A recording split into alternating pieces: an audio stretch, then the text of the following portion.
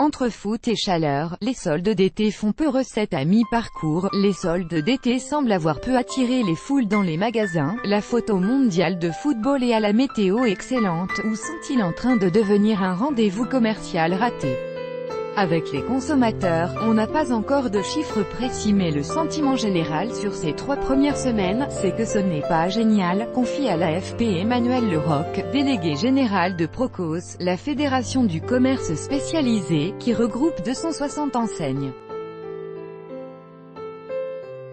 Il évoque un « démarrage très faible des soldes, sans effet waouh, même le premier jour ». C'est compliqué d'analyser, mais la période des soldes est moins festive qu'avant, commercialement parlant. Même sentiment du côté de l'Alliance du commerce, qui représente 26 000 magasins dans le secteur de l'équipement de la personne. Sur la première quinzaine, le panier moyen est en baisse malgré un taux de démarque en hausse, souligne à l'AFP son directeur général, Johan Petiot. Seuls s'en sortent les grands magasins parisiens grâce à la clientèle étrangère, précise-t-il.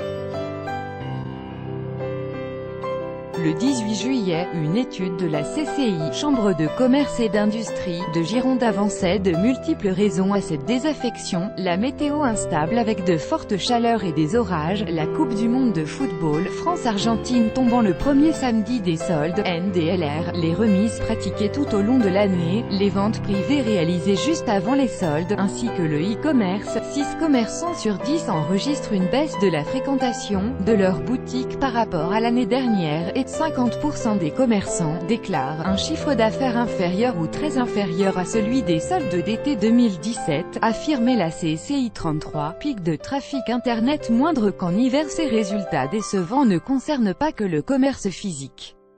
Ainsi, selon les chiffres collectés par le comparateur de prix sur Internet Idealo, s'il existe bien un pic de trafic lors du premier jour des soldes d'été, de l'ordre de 1% à 2%, il est sans commune mesure avec ce constaté lors du premier jour des soldes d'hiver entre 10% et 15%, et surtout lors du Black Friday, plus de 60%. De plus, si lors des soldes d'hiver, le flux d'acheteurs sur les sites de commerce en ligne se maintient durant toute la période, l'été, il diminue, précise à l'AFP François-Xavier Thiebaud, responsable pour la France d'Idealo.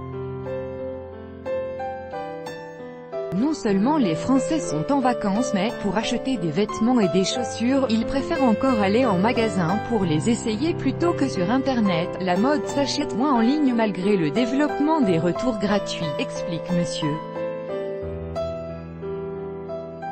Thiebaud, précisant que le smartphone restait le grand gagnant toute période promotionnelle confondue des recherches des internautes. Un mieux sur la fin, cette tendance à des soldes moyens, à la peine, cette année s'inscrit dans un contexte particulier, estime Céline Chouin, spécialiste du secteur mode et distribution au sein du cabinet Kea. Pour cette experte, les consommateurs sont perdus, ils ont l'impression de vivre des soldes permanents et considèrent que des rabais à moins 20% n'en sont plus. Ils sont tellement sollicités tout au long de l'année que c'est presque devenu un fait acquis d'acheter avec de la décote. Néanmoins, ajoute Madame Chouin, les derniers échos font état d'une inflexion positive de la tendance sur la dernière période des soldes.